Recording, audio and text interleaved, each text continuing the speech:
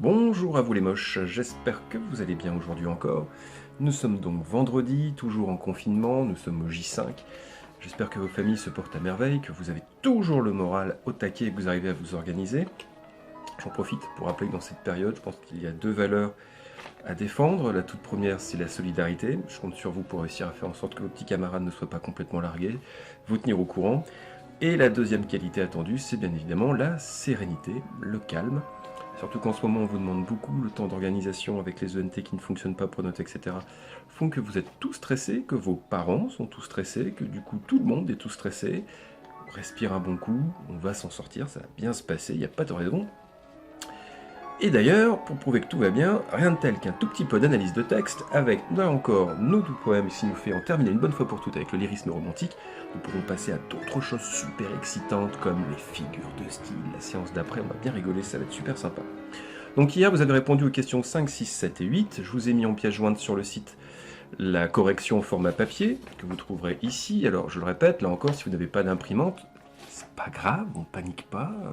Je vous demande pas forcément d'imprimer le papier. Moi, ce qui m'intéresse, c'est que sur votre feuille, que vous avez bien rangée dans votre classeur, vous avez tenté vous-même de répondre aux questions. Si vous imprimez la feuille, c'est parfait. Vous la mettez dans le classeur, ça permettra d'avoir la correction avec, c'est nickel. Si c'est pas le cas, c'est pas grave, vous l'avez en format numérique, vous regardez, vous comparez, et vous voyez si ce que vous avez écrit correspond plus ou moins, voir si vous avez compris l'idée globale. Ce que je fais là, c'est juste reprendre cette correction-là en essayant d'apporter des petits mots nouveaux, et accessoirement, ça me permet de faire un peu le guignol et de donner un petit peu de nouvelles pour créer toujours ce lien social, parce que je rappelle qu'on est dans la solitude absolue et vous me manquez. Voilà. Question numéro 5, donc disais-je, dans quel cadre sont situées les scènes évoquées dans ce poème, justifié en relevant un champ lexical? On l'a dit, un champ lexical, on maîtrise tous les termes qui tournent autour d'une même idée. Alors, cette idée, quelle est-elle? C'est tout simplement la nature. Le cadre dans lequel ces deux poèmes sont situés, on l'a déjà évoqué dans les questions précédentes, donc on reste cohérent avec ce qu'on a dit, c'est l'évocation de la nature. Pas de problème là-dessus. Les termes qu'on peut relever, comme je vous le dis, rocher, forêt et grotte dans le texte 1 au vers 17, mer, mont, fleuve dans le texte 2 dès la deuxième strophe, eau, montagne, fleuve des campagnes, etc. Toute cette scène-là nous montre donc que le poète se confronte face à l'immensité de la nature, donc le cadre, la nature. Je parlais hier de cadre spatio-temporel, spatio pour l'espace, donc le lieu, la nature en elle-même. En revanche, pour le temps, ici, la temporalité est bien plus complexe, puisque vous l'avez compris, on n'arrive pas à situer la nature dans le temps, celle-ci semble totalement détachée des contraintes de la temporalité, puisqu'elle est atemporelle et donc immortelle. Une fois qu'on a compris ça, ça répond un peu à la question numéro 6, on anticipe. Comparez la dernière strophe du texte 1 et la troisième strophe du texte 2. Alors la dernière strophe du texte 1, on l'a sous les yeux, juste ici. Ô lac, rocher muet, grotte, forêt obscure, vous que le temps épargne ou qu'il peut rajeunir, gardez de cette nuit, gardez, belle nature, au moins le souvenir. Ouais, pas mal. Et on nous demande de comparer, du coup, avec la troisième strophe du texte 2. Je rappelle que le début ici, ça, normalement, c'est 2-4-1. On a tout collé en 8-1, mais c'est pas bien. 2-4-1. Nous avons donc et la face des eaux, et le front des montagnes, ridés et non vieillis. On retrouve un truc de jeunesse, pas mal ça. Et les bois toujours verts s'iront rajeunissant. Le fleuve des campagnes prendra sans cesse au mont le flot qu'il donne aux mers. Ok, on est situé dans les deux textes, comme le jour du brevet, on a repéré les deux passages qu'on nous demande d'étudier. On sait donc que les éléments qu'on va prendre sont dans ces deux passages, on ne va pas aller chercher ni au début ni à la fin du poème, on prend uniquement dans ce sur quoi nous avons attiré notre attention. Petit a, quelle qualité possède la nature selon les poètes? On a compris évidemment que la qualité qui nous intéresse ici, c'est le fait qu'elle semble toujours jeune, voire même rajeunir, en tout cas c'est le fait qu'elle soit immortelle. Comme je le disais tout à l'heure, que le temps semble n'avoir sur elle absolument aucune emprise, immuable, donc il ne peut pas bouger, qui ne peut pas se mouvoir, qui ne peut pas changer, de ne jamais vieillir, d'être littéralement atemporel, donc le préfixe privatif a collé sur temporel, qui signifie que par rapport à quelque chose qui est temporel, là, ça ne sera pas. Quelque chose qui dépend du temps, là, ça ne dépend pas du temps. Autrement dit, le temps sur la nature n'a aucune emprise. Et vous-même d'expérience, vous le savez bien, puisque les années passent, et pourtant les montagnes restent à peu près les mêmes. Alors là encore, vous allez me dire, ouais, mais monsieur, pas vraiment. Si on regarde sur le Mont Blanc, par exemple, il fait que diminuer avec les problèmes climatiques qu'on a, la nature, on la détruit. Arrête, hein, on a déjà assez de problèmes comme ça, on déprime assez. Tu vas pas rajouter en plus les crises écologiques maintenant au virus qu'on se tape déjà en ce moment. Donc t'es gentil, tu fais comme si la nature, elle changeait pas. Donc je te le dis, la nature est immortelle, toi tu ne l'es pas, par contre, mais la nature, elle restera là encore longtemps. même si c'est vrai qu'en ce moment, elle prend un peu cher. Donc, les termes que l'on peut relever pour réussir à prouver ce qu'on vient de dire sur la temporalité de la nature vous sont donc indiqués. Et la face des eaux et le fond des montagnes ridées et non vieillies, et les bois toujours verts. On voit ici qu'évidemment, elle ne change pas, et je dirais même plutôt même, au-delà même de ne pas vieillir, elle a même cette capacité à se régénérer, et on retrouve cette idée de cycle dont on avait parlé dans la question numéro 3, lorsqu'on vous parlait de l'énumération qui nous indiquait avec quelle vitesse et quelle temporalité les journées s'écoulaient, et qui font qu'au final, la nature elle-même ne cesse de se renouveler. Vous remarquerez aussi, petite question simplement typographique, que lorsque je cite différents vers, je ne les mets pas simplement à la suite, c'est comme ça qu'on procède, vous devez mettre un slash, comme ça, à la fin de chacun des vers pour indiquer le version. Vous ne mettez pas la forme versifiée, parce que ça prendra toute place, vous les mettez à la suite, mais pour séparer les vers, vous mettez, je le rappelle, slash, c'est un super effet, je refais ça. Voilà, pas mal ça, j'aime bien. Ok, on enchaîne, nous sommes arrivés à la question petit b, à l'inverse, qui n'a pas cette possibilité, voilà, vous pouvez y arriver gros comme une maison, évidemment, si la nature, elle, est immortelle, bah, Bibi, lui, il l'est pas, donc quand je parle de Bibi, je parle du poète, hein. Au brevet, vous n'écrivez pas Bibi, ça ne marche pas. C'est le poète en lui-même, l'être humain, qui n'a pas cette qualité d'immortalité. Alors me direz-vous, on pourra en discuter, parce que est-ce vraiment une qualité d'être immortel?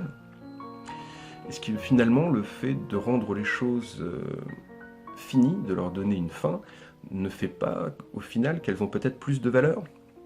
Est-ce qu'on n'apprécie pas d'autant plus une chose qu'une fois qu'on a bien compris que celle-ci a vocation à disparaître? On se demande. On s'en rend bien compte en ce moment d'ailleurs, hein, vous appréciez bien la vie, maintenant qu'on a peur de... Enfin bref, hein, on reste dans le moral, tout va bien. On est au top. Donc le poète, disais-je, c'est ce que je vous écris ici dans le petit b, n'a pas cette qualité, mortelle et éphémère, hein, bien évidemment. Éphémère qui, d'un point de vue morphologique, signifie qu'il ne dure qu'une journée. Cette mortalité de l'être humain est le nombre de sujets de réflexion, et d'ailleurs je vous l'indique, Méditation poétique, c'est le titre du recueil poétique de Lamartine. Cette notion de mortalité de l'être humain plongé dans un infini, c'est toute une question de réflexion. Sachant que, ce qui est assez étrange, si on y pense bien, c'est que nous, êtres mortels, nous serions d'une certaine façon capables d'atteindre l'immortalité, ce qui sous-entend qu'elle serait déjà en nous, il y a une part d'infini en nous. Et là on arrive à la question suivante, question 7, où on vous demande « Comparer la nature à la poésie ». La poésie créée par le poète, quel peut bien être son lien avec la nature? C'est ce que je vous dis à la question 7. Peut-être, au final, que la poésie peut permettre d'atteindre cette fameuse immortalité dont le poète parle lorsqu'il évoque la nature. L'art, en lui-même, il n'y a pas que la poésie au final, est une façon d'atteindre l'infini, de nous transcender, de sublimer les choses, et peut-être même d'ailleurs de se retirer du contexte spatio-temporel, des choses, des contingences de la vie du quotidien qui font que, au lieu de finalement nous retrouver à ne laisser aucune trace dans le temps, on peut très bien se retrouver 200 ans, 300 ans après encore à parler de vous, comme Victor Hugo en ce moment, par exemple. Donc, même, on peut aller encore plus loin, je parle de Jules César par exemple, quelqu'un qui a su atteindre l'immortalité alors qu'il est mort, hein, quelque chose comme ça. Bon, mes exemples sont pourris, je ne suis pas hyper inspiré, mais vous voyez un petit peu l'idée. Qu'allais-je vous dire d'autre? C'est ce que je vous mets ici en question 7. La poésie, comme l'art en général, peut permettre d'atteindre une forme d'immortalité. Alors cette immortalité peut être à travers un souvenir heureux que l'on va figer. Ici, c'est ce que Lamartine fait avec le souvenir de sa bien-aimée qu'il a perdue à tout jamais. Pour la rendre un peu immortelle et ne jamais la perdre tout à fait, le fait de l'évoquer et de la transcender par la forme poétique est une façon pour lui de la ressusciter et de la rendre vivante à nouveau à travers l'évocation de ce souvenir. Pour Victor Hugo, c'est en revanche plutôt une focalisation sur le ressenti qu'il a face à l'immensité de la nature qui ne fait que le renvoyer vers sa propre finitude et sur le fait que nous avançons pas après pas vers... Pleure pas Brian, hein, c'est de la poésie, c'est pas grave. Vers la fin, il faut que je le dise, c'est mon boulot, mais moral, gros moral. Question numéro 3, on arrive sur le grand 3 et donc l'image. Classique du brevet là encore, vous allez forcément avoir un pictogramme, une image, une photo, un tableau, n'importe quoi, quelque chose de visuel qu'il va falloir comparer avec le texte que vous allez étudier au préalable, et on va vous demander, évidemment, d'y retrouver des points communs, parce que si on la met là, c'est pas un hasard, on n'a pas demandé à Jean-Michel Bourret d'aller... Oh Jean-Michel, mauvais choix de prénom, je vais avoir des problèmes. Jean-Pierre, Jean-Pierre. Le petit gars stagiaire d'aller chercher une photo au hasard et de te coller ça sur le brevet, c'est pas possible, il y a évidemment un lien. Donc on te demande de trouver ce lien, de le comprendre, et comme tu es en plus doté d'un esprit fin et pertinent, tu peux même peut-être y voir quelques différences et être capable de les mettre en lumière à travers tes écrits, et de dire ouais, on retrouve ça, mais il y a peut-être une chose différente, voire même la photo peut apporter un éclairage différent sur la compréhension du sens. Mais on s'éloigne, on s'éloigne.